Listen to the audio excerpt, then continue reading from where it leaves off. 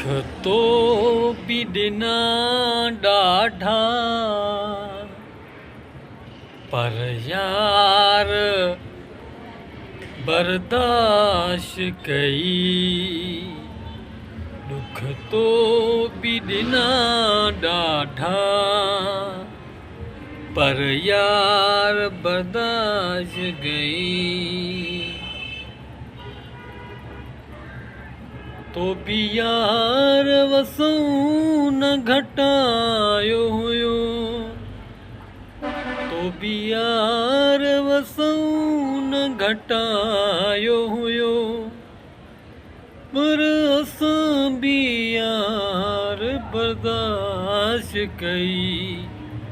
दुख तो बि ॾिना ॾाढा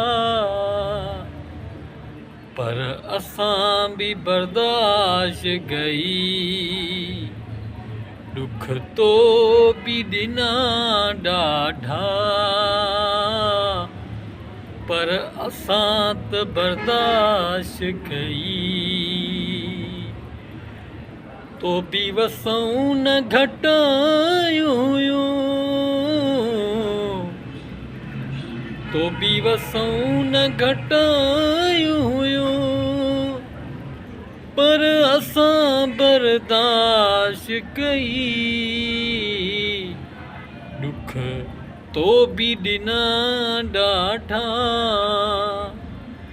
पर असां बर्दाश्त कई। दुख तो बि ॾिना ॾाढा पर असां बर्दाश्त कई।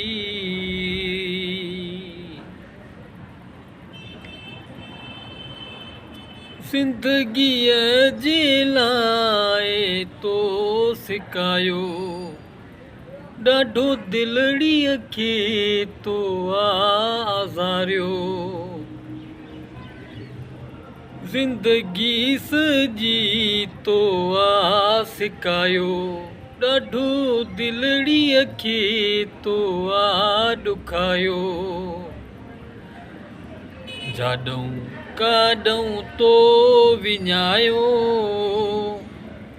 पर असां बर्दाश्त कई। जाॾऊं काॾऊं तो विञायो, पर असां बर्दाश्त कई। दुख तो बि ॾिना ॾाढा है, दुख तो बि ॾिना ॾाढा पर असां बर्दाश्त कई। वसूं तो बि कोन घटायो, पर असां बर्दाश्त कयो। दुख तो बि ॾिना ॾाढा पर असां बर्दाश्त कई।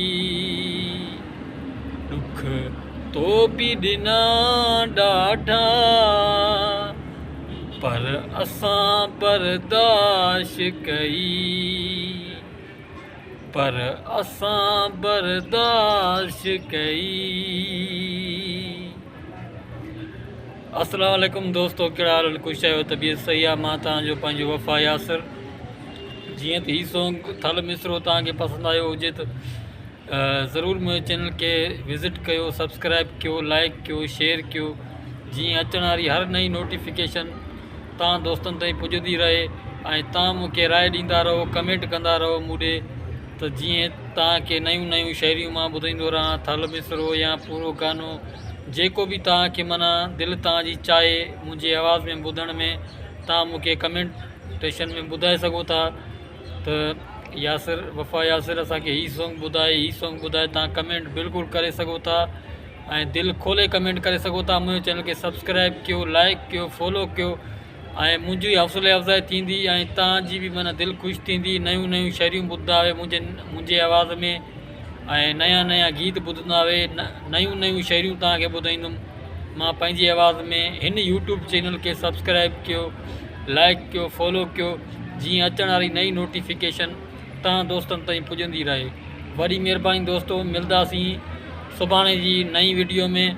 अस्सलाम वालेकुम। दुआओं में यादि रखंदा। वॾी महिरबानी तव्हां दोस्तनि जी।